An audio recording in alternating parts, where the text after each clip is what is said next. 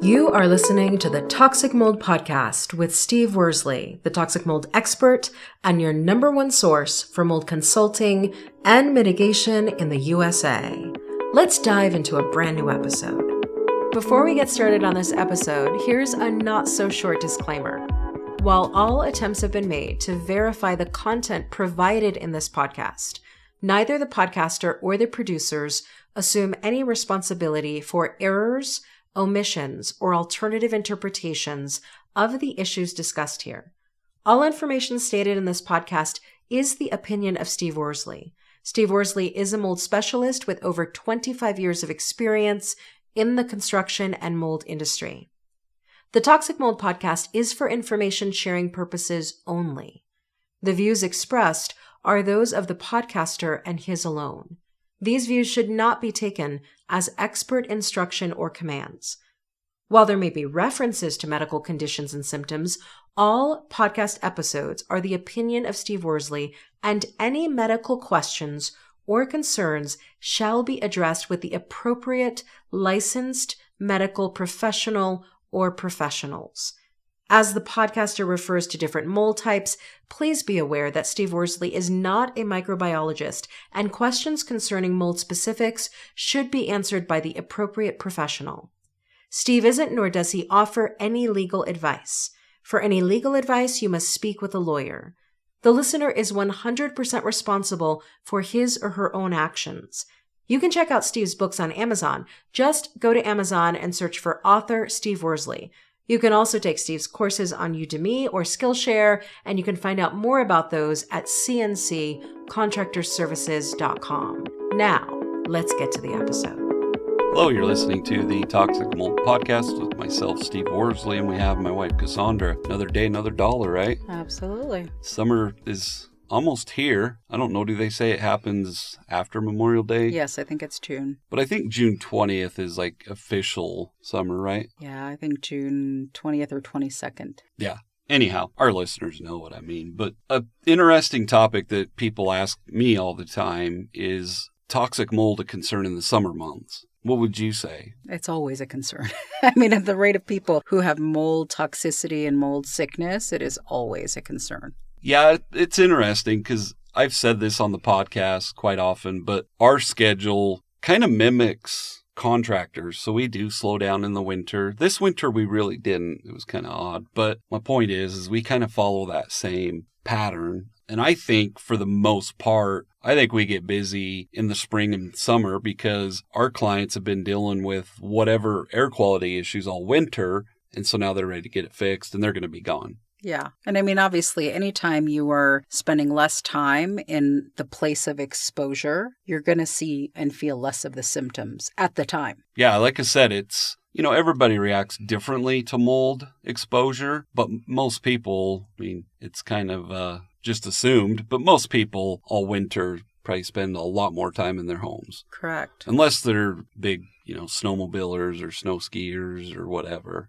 That's true. So we kind of already addressed, is it a concern in the summer months? But for our listeners, do you think that there's something that happens maybe in the summer months that gives them reason to think mold's a concern? Or they're just probably getting out and about?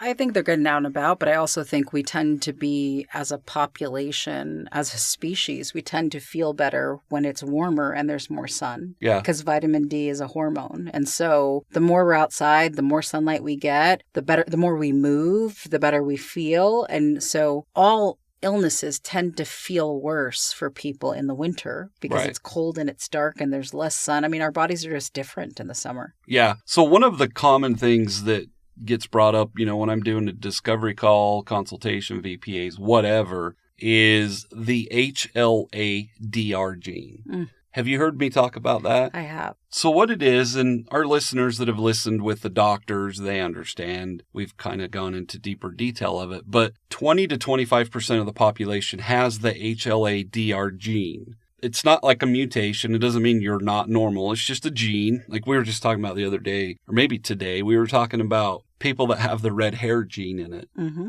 And I brought this up. But my point is they have this gene which prevents them from detoxing mycotoxins properly. So my whole point is with that is that mold affects everybody differently. And it's common. And for the men that are listening, I'm not taking shots at you, but it's typically the women that care more about the mold concerns than the men do. Correct. Well, and also because the way that men and women process toxins out of their bodies are so different. If you think about it, women operate on a 28 to 31 day cycle. Men operate on a 24-hour cycle.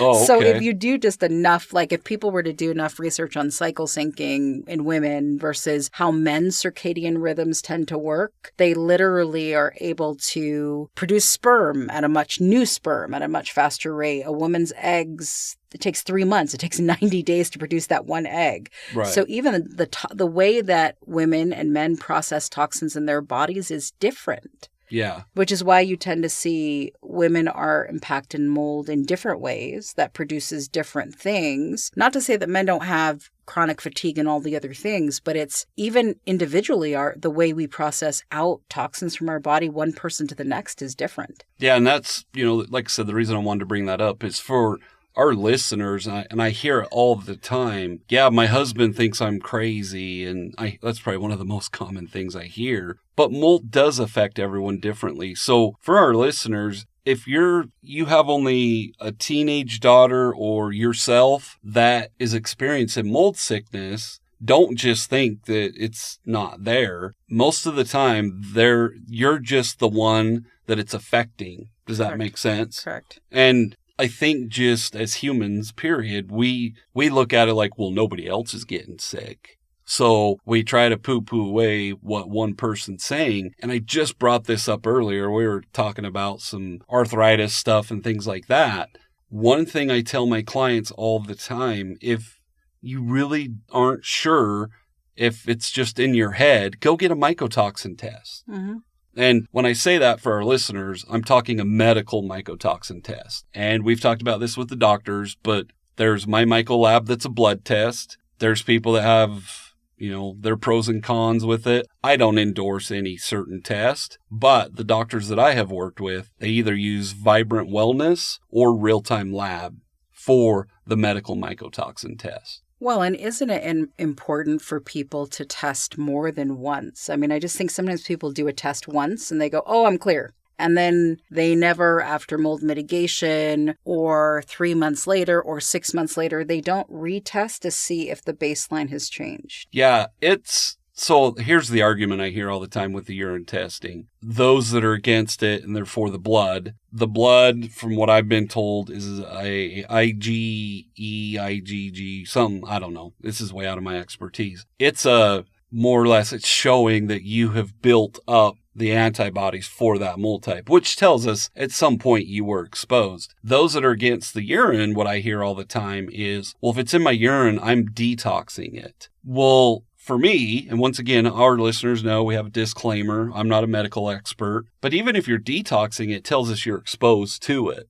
Mm-hmm. So the interesting part with the whole testing side is you could test, like you said, today, and then you test again in 3 months. If nothing has changed, there would be a ton of other questions I would ask. Like, did you spend more time anywhere else? If you did, then it tells me your body's not or if you didn't, it tells me your body's not detoxing. Did you start a new job? Like if there was no lifestyle changes in 3 months, it would make sense to me why it'd be the same. But on the other hand, I don't think, to answer your question, it's no different than a mold test. One single test is not the best way to approach it.